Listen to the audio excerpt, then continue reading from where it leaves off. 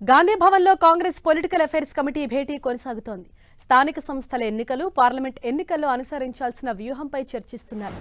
వచ్చే వారం మరోసారి పీఏసీ సమావేశం నిర్వహించాలని నిర్ణయం తీసుకున్నారు.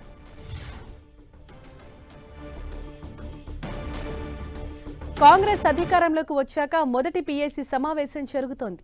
నామినేటెడ్ పదవులపై పీఏసీలో కీలక నిర్ణయం తీసుకునే అవకాశం కనిపిస్తోంది. పీఏసీ సమావేశంలో సీఎం రేవంత్ రెడ్డితో పాటు మంత్రులు, ముఖ్య నేతలు హాజరయ్యారు.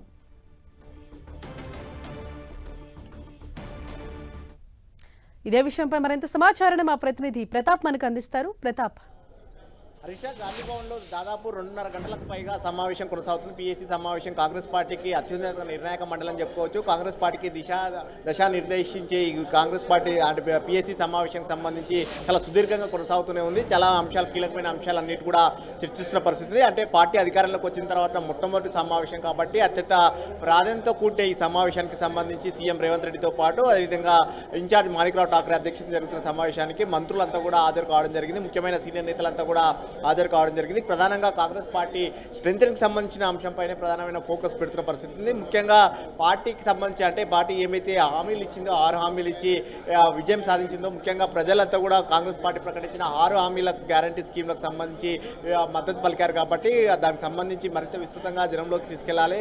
ఏవైతే కాంగ్రెస్ పార్టీ ప్రకటించిందో 6 గ్యారంటీ హామీలను కూడా ప్రధానంగా ఖచ్చితంగా వాటిని అమలు చేయాలని చెప్పేసి దాన్ని కూడా ప్రధానంగా చర్చించడం జరిగింది. ముఖ్యంగా స్థానిక సంస్థల ఎన్నికలతో పాటు ఎమ్మెల్సీ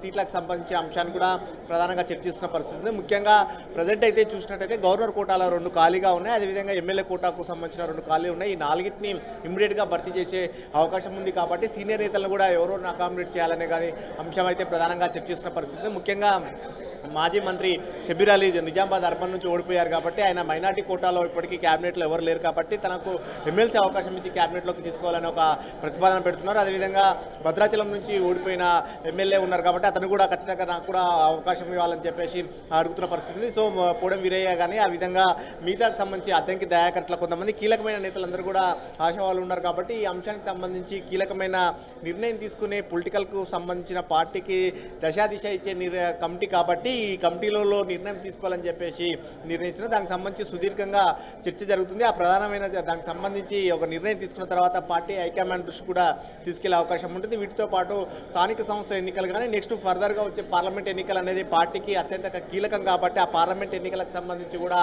ఖచ్చితమైన వ్యూహంగా ముందుకెళ్లాలని కూడా భావిస్తున్న పరిస్థితుంది. పార్టీ అధికారంలోకి వచ్చింది కాబట్టి ఇక్కడ మెజార్టీ సీట్లు అన్నింటినీ కూడా కైవసం చేసుకోవాలని కూడా భావిస్తుంది. ముఖ్యంగా తెలంగాణలో 17 పార్లమెంట్ స్థానాలు ఉన్నాయి కాబట్టి 17 పార్లమెంట్ స్థానాల్లో మినిమం ఒక 15 సీట్లైనా గెలిచేటట్టుగా వ్యూహం అనుసరించాలని చెప్పేసి చెప్తున్న పరిస్థితి. దానికి సంబంధించి ఏ విధంగా ఎవరెవరు ఇక్కడ ఉంటే పోటీ చేస్తే పార్టీకి స్ట్రెంగ్త్ అవుతుందనే అంశానికి సంబంధించి కూడా డిస్కషన్ చేస్తున్న పరిస్థితి. ఎందుకంటే మార్చిలోనే ఎన్నికలు వచ్చే అవకాశం ఉందని ఒక చర్చ జరుగుతుంది. ఫిబ్రవరి చివరాఖరులోనే నోటిఫికేషన్ వచ్చే అవకాశం ఉంది కాబట్టి కేవలం సమయం కూడా చాలా దగ్గరగా ఉంది. ఒక 2 నుంచి 3 నెలల సమయం మాత్రమే ఉంది కాబట్టి దానికి సంబంధించి కూడా ఏ విధంగా వ్యూహాన్ని అనుసరించి ముందుకెళ్లాలనే దాన్ని కూడా చర్చిస్తున్న పరిస్థితి. ముఖ్యంగా ఈ సమావేశానికి సంబంధించి కూడా ప్రధానంగా ముఖ్యంగా మంత్రులు బట్టి విక్రమార్క కానీ ఉత్తమ్ కుమార్ రెడ్డి కూడా రివ్యూ ఉన్న నేపథ్యంలో వాళ్ళ శాఖలకు సంబంధించిన రివ్యూ ఉన్న నేపథ్యంలో వాళ్ళు మాట్లాడి వెళ్ళిపోవడం జరిగింది. అయితే దీనికి సంబంధించి ఫర్దర్గా మరోసారి కూడా సమావేశం కావాలని కూడా పీఎస్సీ సమావేశాన్ని నెక్స్ట్ వీక్ కూడా సమావేశం కావాలని కూడా భావిస్తున్నారు. ఈ రోజు తీసుకున్న నిర్ణయాలకు సంబంధించి